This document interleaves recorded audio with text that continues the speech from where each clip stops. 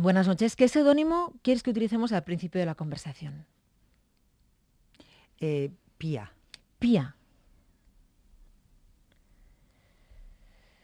Esta charla comienza en la orilla del mar. Nos despedimos en un faro. Yo suelo preguntar a mis invitadas e invitados por su relación con el mar, pero a ti te voy a pedir que me lleves a la playa de la Concha de la mano de tu abuelo. La Concha. La Concha, aunque era muy pequeña, aprendí a andar en la Concha. Cada vez que voy a San Sebastián, tengo que irme sola a dar un paseo por la Concha, porque era donde pasábamos los veranos entre San Sebastián y Biarritz. Y mi abuelo y mi abuela vivían en San Sebastián. Y en aquellos tiempos había un sitio especial enfrente del mar para las personas que vivían allí o tenían una especie como de casita, que era una sombrilla enorme. Y tenía una tata que se llamaba Micaela, que me llevaba por las mañanas para enseñarme a andar.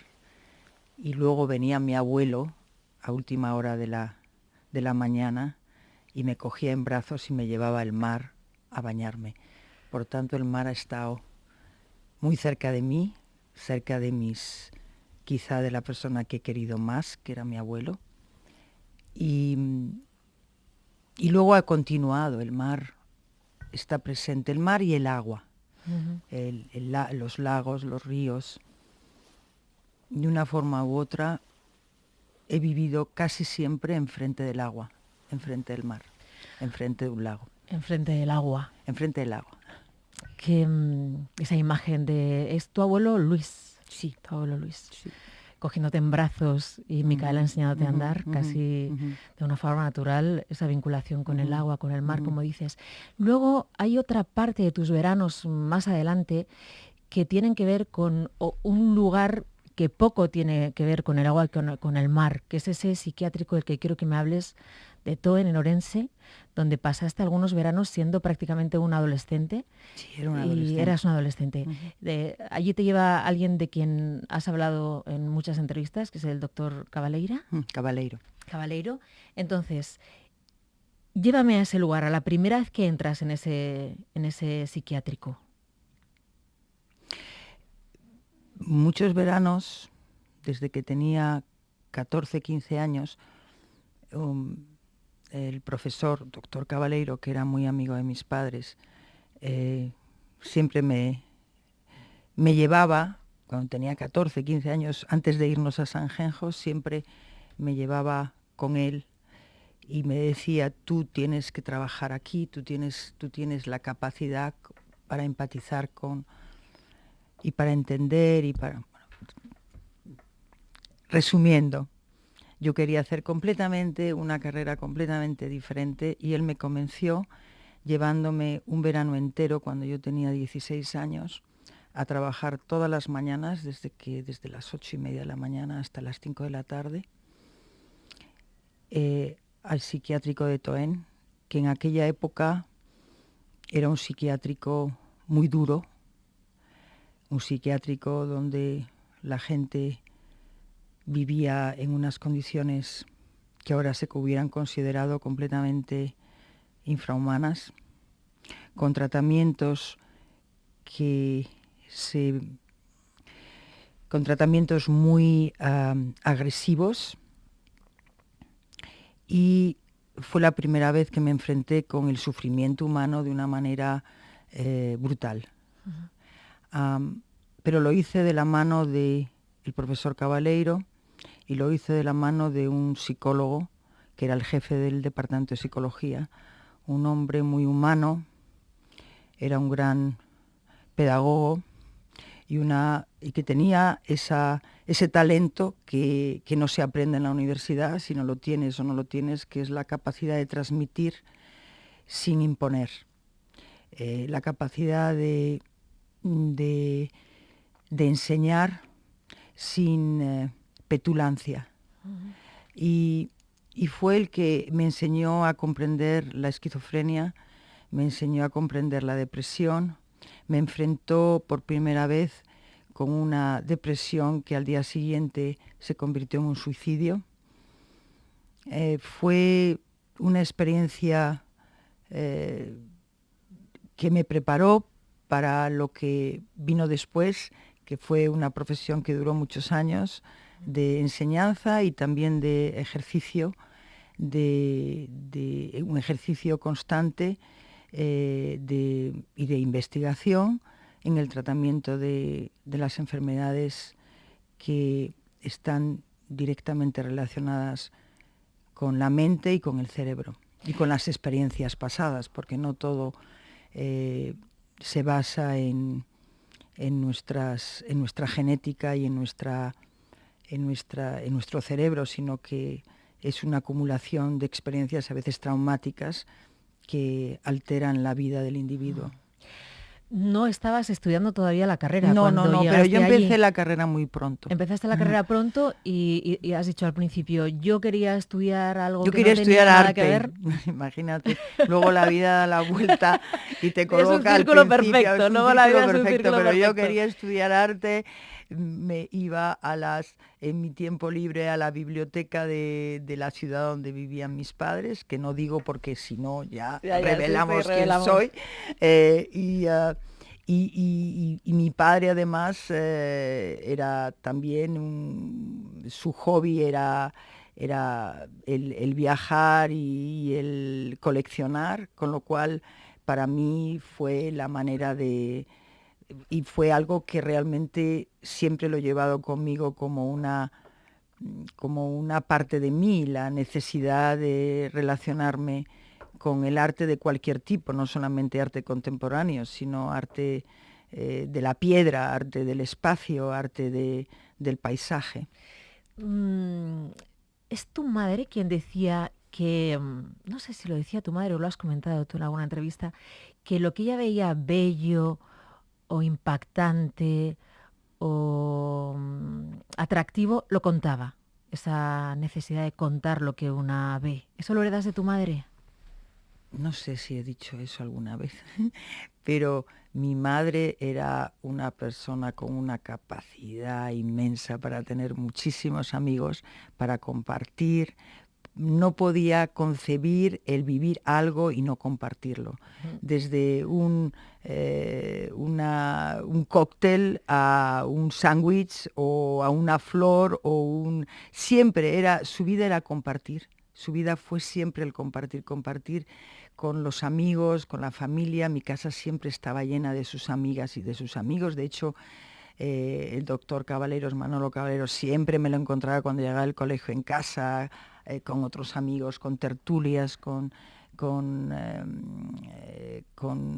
escritores, Otero Pedrayo, con Ferreiro, que era parte de la familia, con mucha gente que mi madre tenía ese también talento de establecer contactos entre gentes que nunca se hubieran encontrado, pero que en casa, con los tés que organizaba, con las cenas completamente espontáneas alrededor de la mesa, con una tortilla, con una ensalada, con un no sé qué, era una mujer con un charm, con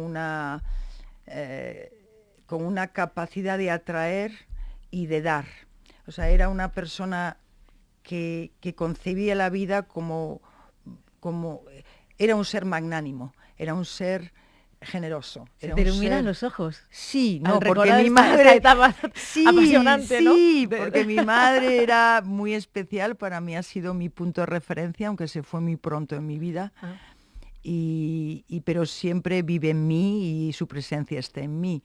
Es decir, que cuando pierdes a una persona a la que amas, que puede ser tu madre, tu padre, en mi caso también mi abuelo, o a un amigo del alma, o a tu amor, si lo llevas dentro lo vives, aunque pasen muchos años. Y curiosamente repites hasta los hasta los mayores errores que has observado. Digo, nunca, nunca, nunca repetir esto. Notas que lo vuelves a repetir después de muchos años, ¿no? Y lo imitas, lo emulas. Y en el caso de mi madre, siempre además me pregunto cuando tengo que tomar una decisión importante, ¿qué haría? ¿Qué me diría mi madre? ¿No? Y yo no he tenido la suerte de tener a mi madre al otro lado del teléfono desde muy joven, con lo cual, pero la he tenido muy cerca de mí. La extraño, pero está ahí. ¿Ah? Su presencia se hace yo creo constante. Que todas las personas que hemos perdido a seres muy, muy queridos, si los mantenemos en nuestra memoria, si hablas con ellos, si estás cerca de ellos, si lees un libro y dices, pues esto le hubiera gustado, esto, o conoces o vives algo, o vas a otro país y descubres algo, o un color, siguen viviendo, creas o no creas en el otro mundo. ¿Tu madre cuando murió? ¿Cuántos años tenías tú? ¿Eras muy joven? Mi madre murió en el año 1989. O sea, ella... Y yo no me acuerdo cuando es veintitantos años. Sí, o sea, ella no pudo ver esto, que seguro que hace muchísimo que no oyes, y que vimos todos los españoles. No. No estaba delante de la tele en este momento. Le hubiera momento, dado un ataque al corazón. Le hubiera dado completamente un ataque al corazón. No hubiera hecho este programa si mi madre estuviera viva. Vamos a escuchar que los oyentes se hagan una idea de lo que fue esto que rompió la relación, yo creo, de muchos españoles con la televisión. Fue otra cosa. Vamos a ver. Este es el primero, ¿eh? ¿Sabe cuántos tipos de orgasmos puede tener una mujer? Responda. Pues... No, bueno. Bueno, no. Pues uno. Uno. Pues de eso no tengo ni más remota idea. Hombre, si me lo preguntas ahora más de uno, pero vamos, habrá que estudiarlo. Yo digo que solo uno, sentirlo uno. Jesús. No tengo ni idea. Buenas noches. Esto no ha sido una encuesta científica, por supuesto, pero sí con un cierto humor, como ha recogido las risas del público, y también revelador de un cierto desconocimiento que tienen algunas personas cuando se les pregunta sobre temas relacionados con el sexo. Por eso comenzamos hoy este programa, Hablemos de Sexo, cuyo fin fundamental es la información sexual. Porque somos de la opinión que la información no hace daño. Lo que sí lo hace es la falta de información o la información deformada. Por eso, Hablemos de Sexo no pretende, y eso queremos dejarlo claro. ¿Hacía mucho que no escuchabas esto? Pues puede ser 30 y tantos años. Al escucharlo yo decía, vamos a ponerlo para que los oyentes, esto fue un programa que duró una temporada, Hablemos de Sexo. 45 programas. 45 programas que marcó un antes y un después en el mundo de la televisión, y yo me preguntaba por qué, y al escuchar esto del principio, la información, el peligro de la desinformación, entendí por qué. Yo recuerdo que todo el mundo decía, es que no es una presentadora, es la doctora Elena Ochoa, es una psicóloga, una experta. Revisando el programa que dirigía sí, que yo no era experta en el sexo, tema, claro. En el tema, o sea, tuve la enorme suerte y también la condición que acordé con Chicho Ibáñez Serrador para hacer el programa, que tuviera la posibilidad de un grupo de expertos en el tema del SIDA. Entonces, mi grupo estaba en UCLA, en Cornell, en el Karolinska Institute, es decir, todos los programas que aparentemente, que realmente aparecían como algo que venía de mi conocimiento innato, no era así. Es decir, era el fruto de un concienzudo informe de expertos en diferentes partes y también españoles, por supuesto, que me ayudaron a hacer este programa. Y como decía antes, este programa no se hubiera hecho si no hubiera fallecido mi madre, no se hubiera hecho si mi jefe, uno de mis jefes en aquel entonces, el doctor Vallejo Nájera, no me hubiera empujado. a realizarlo, porque yo no soy sexóloga, ni pretendía serlo, ni he tenido ningún tipo de formación para llevar a cabo un programa serio con las consecuencias que tuvo este programa, desde un voto de censura en el Parlamento hasta ser utilizado en los colegios como punto de referencia de educación sexual. Es decir, yo no lo hubiera hecho, no hubiera tenido la irresponsabilidad de enfrentarme a él y a este programa. Y Chicho además lo veía así. Chicho además sabía cómo inyectar entretenimiento, porque la televisión tú puedes transmitir conocimiento e información, lo mismo que en un programa de radio a cualquier hora. Si quieres mantener la atención de tus oyentes o de los telespectadores, tienes que entretener, si no a los 2 segundos cambian de cadena, ¿no? Sí. Así que... Pero él lo dijo alguna vez, dijo, la doctora Elena Ochoa probablemente de sexo no sabe nada, pero es una profesional y está rodeada de los mejores expertos. Yo se lo dije a él. Un experto de Boston, un experto de Chicago, clínica de No, Zeus. fue fantástico, o sea, fue una experiencia... Era exactamente, era a medias entretenimiento e información. Fue una experiencia fantástica. Claro. Si la máquina del tiempo me lleva 30 y tantos años atrás, lo hubiera vuelto a hacer. No lo repetiría, porque después de 45 programas que duraron un año y teníamos una media de 14 millones de telespectadores, que ahora eso sería imposible. Pero sobre todo produjo la apertura de muchos centros de planificación familiar, produjo que muchas familias aceptaran a hijos que no tenían una orientación sexual, que era aceptada dentro de su ámbito social. Fue la primera vez que se habló abiertamente de abusos sexuales a niños. Fue la primera vez que se habló de SIDA. Fue la primera vez en muchos temas que son vitales en la vida de cualquier individuo y de cualquier familia, y yo me siento muy orgullosa de haberlo hecho, muy encantadísima y sobre todo muy agradecida a Chicho Ibáñez Serrador y a mi jefe del alma, el doctor Vallejo Nájera, por haberme empujado.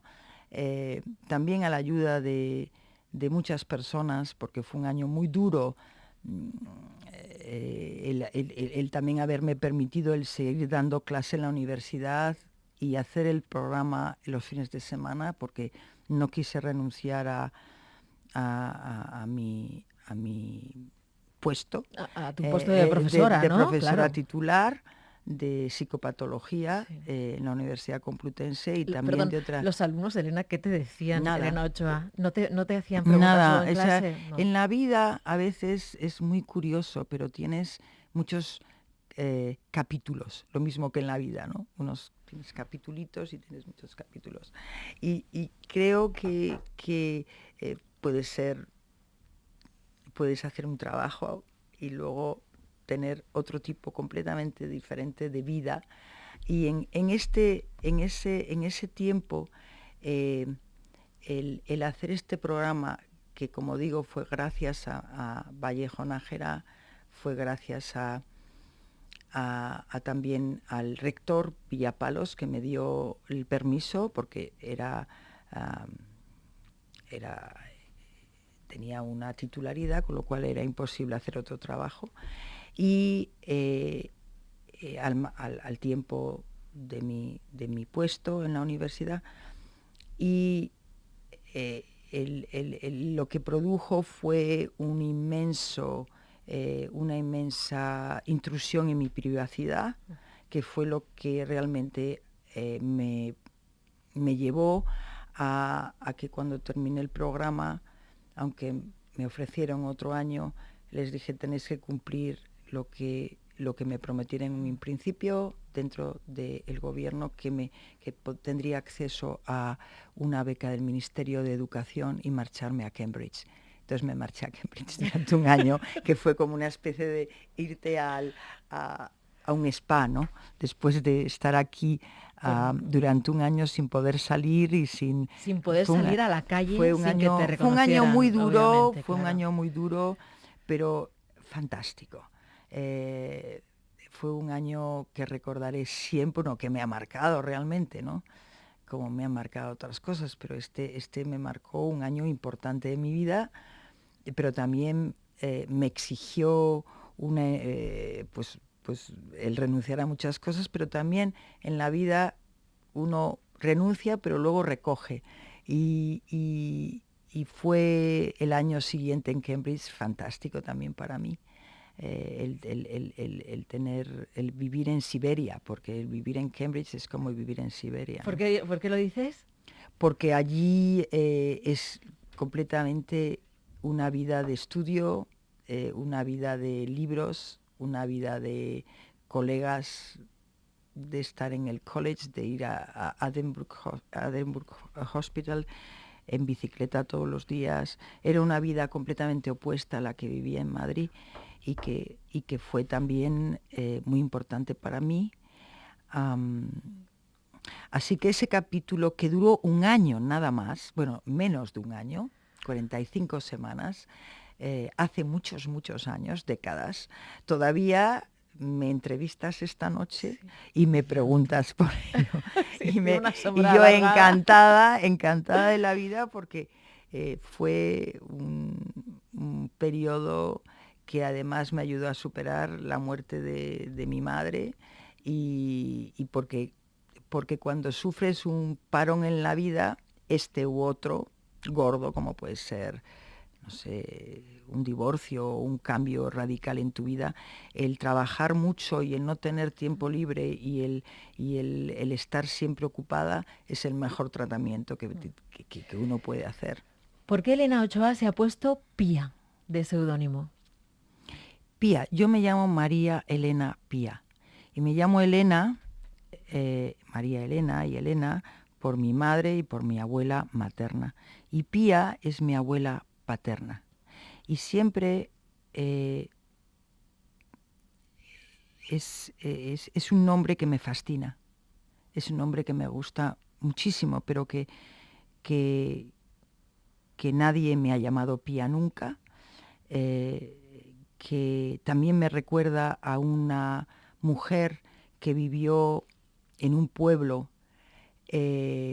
La familia de mi madre era opuesta a la familia de mi padre. La familia de mi padre viene de un pueblo de Orense que se llama Puebla de Tribes, y mi abuela era una de las mujeres conocidas, Rodicio, Ferreiro, ¿sabes?, de una familia en lo que se puede ser en este tipo de contexto, conocida, respetada, intelectual, con gente de su familia, escritores, muchos conocidos dentro del ámbito de la literatura gallega, que se casa con un emigrante venido de Argentina, que había montado una red de lavanderías y que había vendido por los pueblos subido a un burrito, y que había puesto a sus hermanas, porque sus padres se murieron, en las Clarisas de Monforte, y que llegaron a ser una de ellas la perfecta y la especialista en dibujos de Miguel Ángel.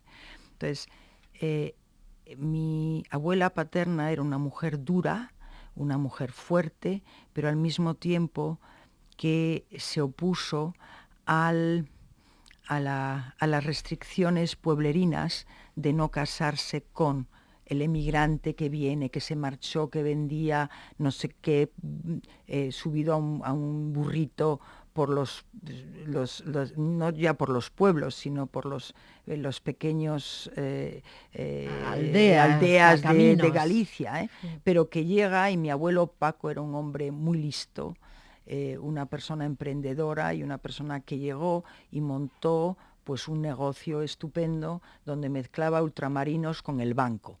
Y tenía el banco y ultramarinos. O sea, me parece de película. Total. Entonces mi abuela tenía un pelo maravilloso blanco que yo quiero tener cuando crezca. y además me parece que el nombre de Pía es maravilloso. Y cuando mis amigas cuando estaba en el colegio, cuando éramos pequeñas, mis amigas siempre utilizaban, bueno, mis enemigas, utilizaban el nombre de Pía para insultarme, Pía, Pía, Pía. Y a mí me parecía tan bonito y les miraba y decía, vuélvala a repetir. Pía, me encanta Pía, pero me lo decían como insulto, de Pía, de piar, ¿no? De piar, sí, pues tanto es así. Pero me parece un nombre que te has presentado con este nombre, Pía. Que si yo tuviera a otra hija, la llamaría Pía. Bueno, tenemos varias etapas de tu vida, porque es verdad que me ha costado mucho definirte para presentarte en el programa, porque eres muchas personas en una, muchas mujeres en una, tienes muchas vidas. Hablamos de esa vida en la playa de la Concha, paralela a esa vida en el psiquiátrico que te enseñó el sufrimiento por primera vez. Hablamos de tu etapa como profesora en psicopatología y también como estrella mediática. Entonces, ahora vamos a ir cerrando el círculo que decíamos al principio de la entrevista. Yo quería estudiar arte, decías, no pude estudiar, pero la vida va cerrando los círculos. Entonces, ahora vamos a situarnos en el momento en el que decides dejar la trayectoria en la universidad, decides dejar de ser profesora. ¿Qué te lleva a abandonar el mundo de la universidad y abrir otro camino? ¿Dónde dirías tú que está ese punto de inflexión? Pues ese punto de inflexión llega un día que tenía que dar una lección, que era una lección anual en el Salón de Actos del King's College sobre Alzheimer. Y era una lección que no podía cancelar. Uno puede cancelar una lección que das a 10 alumnos, a 15, a 100, pero no una lección magistral anual que está anunciada y vienen profesores y vienen investigadores en el campo. Y en aquella época yo ya vivía en Londres y había renunciado a ser profesor aquí, pero el rector Villapalos me dijo, no te voy a dar la resignación, te voy a dar 11 años para que lo pienses bien, porque me parece una barbaridad. O sea, me parece una barbaridad que de repente digas, después de todos estos años, que dejes todo de un día para otro. Digo, que yo no voy a volver, o sea, voy a ir a Londres, voy a establecerme allí y he pedido este puesto, me lo han concedido y voy a trabajar en el King's College. Bien, pero yo te guardo, me dijo. Se lo agradeceré siempre, aunque no lo he vuelto a ver desde aquella reunión. Estaba dando la clase y la pusieron el mismo día que Norman, que todavía no era mi marido, tenía que abrir un aeropuerto en China, que era un aeropuerto que él tenía muchísima ilusión que fuera con él y no podía ir. Me he renunciado a quedarme en Madrid, en mi casa maravillosa, con mis amigos del alma, con mi vida hecha, con todo lo que uno puede soñar en aquella época, por un hombre, y llega un momento que mi vida y la suya están completamente separadas, porque tiene que viajar mucho, yo también tengo otras cosas, es una tontería. Entonces ese día llegué a casa, escribí la carta al King's College de resignación, de darme de baja, una larga carta, y escribí a todas las sociedades donde yo era parte del board, parte del consejo, o era parte importante dentro de la Asociación Internacional de Alzheimer. También renuncié y me di de baja en absolutamente el 100% en aquella noche que terminé a las 3 de la mañana. En la vida, cuando uno decide algo, lo decide hasta el final y de una forma radical. Yo no sabía lo que me podía esperar después. A lo mejor un acantilado empinado y suicida, pero uno tiene que coger el tren cuando pasa, no puede esperar en la estación. Pues lo cojo, pues no lo cojo, pues ahora me voy al pueblo de al lado, pero no voy a donde quiero ir. Entonces, fue una decisión que tomé conmigo misma sin consultar con el que fue luego mi marido, y por supuesto produjo temporales en amigos de la familia, en familia. Ya eso ya fue como el total y absoluto, la absoluta revolución de la extravagancia de Elena. Y dije, me voy a dar por primera vez en la vida un gusto, que es no hacer nada. Simplemente darme tiempo para pensar y para estar con la persona que amo. Y en aquella época, todos los jueves venía a almorzar a casa los padres adoptivos de mi marido, que se convirtieron en mis padres adoptivos, Bob and Lisa Sainsbury. Y él me dijo, Elena, te conozco desde hace relativamente poco, un año, una cosa así, pero nos vemos mucho y yo creo que tienes que buscar un punto de referencia. Incluso cuando viajes con Norman, cuando te quedes en Londres, a ti te gusta el arte y los libros, de lo que vives y es tu alimento, tienes que convertirte en editora. Déjame que haga una interrupción aquí, en este relato que estás contando, que está lleno de pasión, que me lleva. Este padre adoptivo del que hablas tenía también una cadena de supermercados, ¿no? Sí. Y además, ¿algo relacionado con la banca? No, sí, cadenas, también. Pero él, es que tu abuelo... Sí, también. Paco tenía también los ultramarinos. Me parece es el círculo que se cierra. Pero vamos, se cierra con llave y candado. Y él me dijo, pero tú me ves a mí, que soy un hombre de supermercados. Y al final, pues no lo he hecho mal. He sido el protector de Francis Bacon, el que descubrió a un maestro de York, y me lo traigo a casa, de tutor de mi hijo, y es Henry Moore. Pues descubro a Giacometti y estoy con él hasta las 2 de la noche para convencerle que no tire los dibujos y que yo se los compre, y no me los quiere vender, y nos convertimos en muy cercanos. Entonces él fue mi punto de referencia durante los siglos, lo que fue Cabaleiro durante muchos años, Vallejo Nájera y otros muchos que han pasado por mí. He tenido el privilegio de tener a personas que me han ayudado a descubrir quién soy yo o quién puedo ser. Y entonces montas a Euripress, esa editorial que cumple 25 años. 26 ya. 26.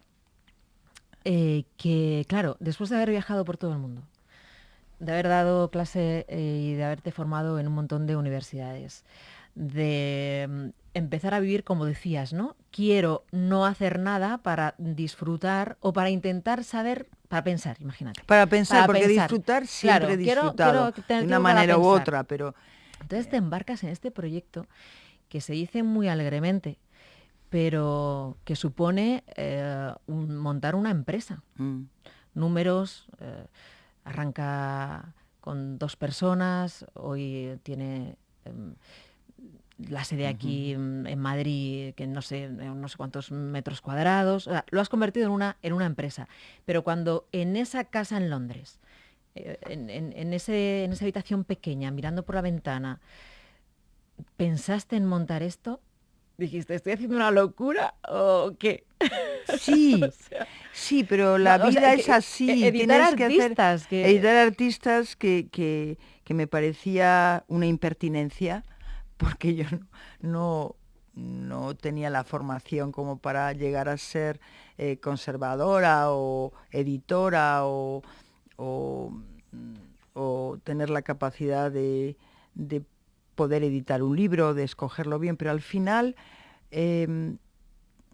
la perseverancia, y si quieres llegar a lo que sea, todo es posible. Todo. O sea, mi experiencia ya a mis años, que ya son bastantes, todo es posible. Si uno lo desea muy profundamente y trabaja para ello, lo consigue. Entonces,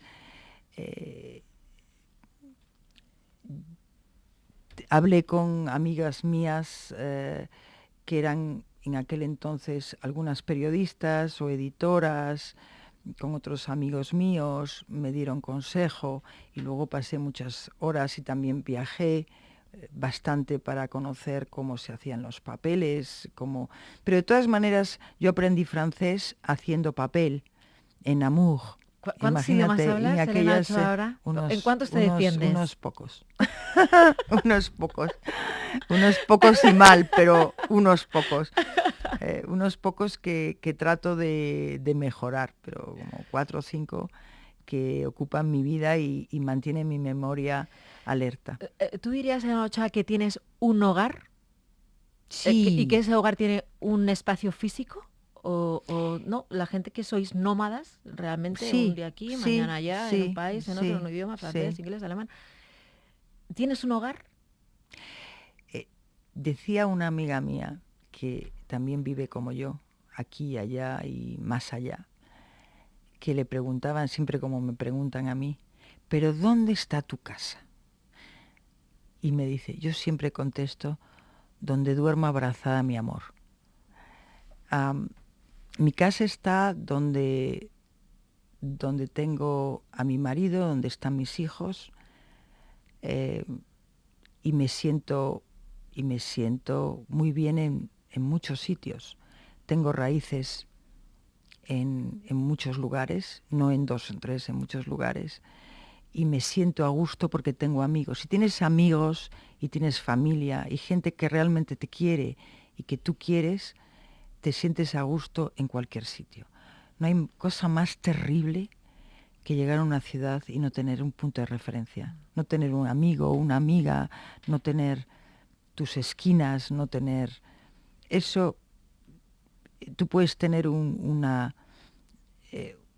casa, pero si no tienes una relación con gente que te quiere, es simplemente un lugar para que no te mojes si llueve o para acostarte y dormir, pero no es un lugar donde realmente disfrutas o te sientes a gusto o tranquila. Para mí mi hogar es donde estoy con mi marido, del cual no me he separado desde ese día que hice la renuncia, que fue hace muchos años. ¿Cómo se lo dijiste a él? ¿Se lo dijiste a la mañana siguiente o a las 3 de la mañana? No. ¿No se lo dijiste? No me acuerdo si se lo dije. ¿Empezaste a vivir de esa manera? ¿A acompañar a este proyecto juntos? Sí. Luego decía, vamos a cerrar el círculo de 2 maneras, con el arte. Y hay una cosa que nos vuelve a llevar a esa noche en la que has dicho, y decidí romper con todo, porque cuando alguien rompe, lo tiene que hacer con todo. Casualmente, del libro Madrid, libro de libros, que ha editado Europress, que tiene las fotografías de Alberto García Alix y los textos de Jorge Carrión, había subrayado un fragmentito en el que Jorge Carrión habla de la primera vez que se reúne con García Alix. Dime cuánto tiene que ver esto contigo, escribe Jorge Carrión. Cuando nos reunimos la primera vez me dijo algo que nunca olvidaré. Tiene que ser extraordinario para que tenga sentido. O le pones la piel entera o no lo haces. O vas a quemarte el cerebro y a dejarte el alma o ni siquiera empieces. O todo o nada. O nada. Pues eso. O todo o nada. En todo. O sea, ya no solamente en el amor, también en tu trabajo, también en las cosas que haces todo. O pones todo, o es mejor no empezar. Hoy precisamente en la fundación de Norman hablaba con una de las personas con las que se sienta a mi lado, que es un diseñador estupendo. Y estamos hablando de un proyecto donde alguna persona había cuestionado la posibilidad de que saliese mal. Le digo, mira, o sea, en la vida no puedes pensar que algo puede salir mal, porque si no ya no empiezas. O sea, no cabe ni un milímetro de posibilidad o de espacio para que algo salga mal. Hay que ir a por todas. Y si algo falla, te levantas y sigues. Y a lo mejor coge este camino, y a lo mejor coge este, a lo mejor coge este, a lo mejor coge el otro. Pero siempre hay que pensar, hay que creerse, porque es una ilusión. Todo es una ilusión en la vida. Es una ilusión, la ilusión de que es posible, de que todo puede salir bien, de que todo puede ser logrado, ¿no? Y eso es lo que dice García Alex, Jorge, que cuenta que le dijo García Alex. Has hablado mucho de Norman. ¿A ti te molesta que te llamen Lady Foster? ¿O nada. Y, ni tampoco que me llamen Elena Ochoa, ni que me llamen Elena Foster, ni Elena Ochoa Foster, me da igual. Como ha salido esta parte tan bonita en esta última parte de la entrevista, me gustaría que nos despidiéramos volviendo a esa noche en la que todos los hombres van con trajes oscuros y yo no sé si llevaba un traje de pana beige. Y es cuando... ¿Cómo lo sabes? ¿Cómo lo sabes? Ese momentazo. Pues el momentazo es que yo había regresado de Cambridge un poco triste por una situación personal y me fui a montar a caballo todo el día y tal. Y mi amiga Inés me llama y me dice, tienes que venir a Toledo a mi cena para un arquitecto. Y yo, a Toledo, por favor, no, ni hablar. Sí, porque es arquitecto. Le digo, no, yo me acuesto, que estoy cansadísima y quiero estar conmigo misma. Y me dice, no, te llamo, además irte a Toledo, un domingo, a las 7 de la tarde, o sea, no. Y me dice, te mando a una persona que te recoja, y a las 7:30 de la tarde, la persona que me venía a recoger. Total, que pensé, ¿por qué no? Mi madre siempre decía que cuando más cansada o más baja estás en todo, más maquillaje te tienes que poner, como una metáfora, ¿no? Que te pongas 2 kilos de maquillaje, ¿no? Que te Entonces dije, me voy a arreglar, me voy a poner de negro, me voy a poner tal y cual. En media hora lista me marché y dije, mira, voy por mi amiga y voy por ya liarme la manta a la cabeza, ¿no? Tal que llegué la última, que yo normalmente llego la primera.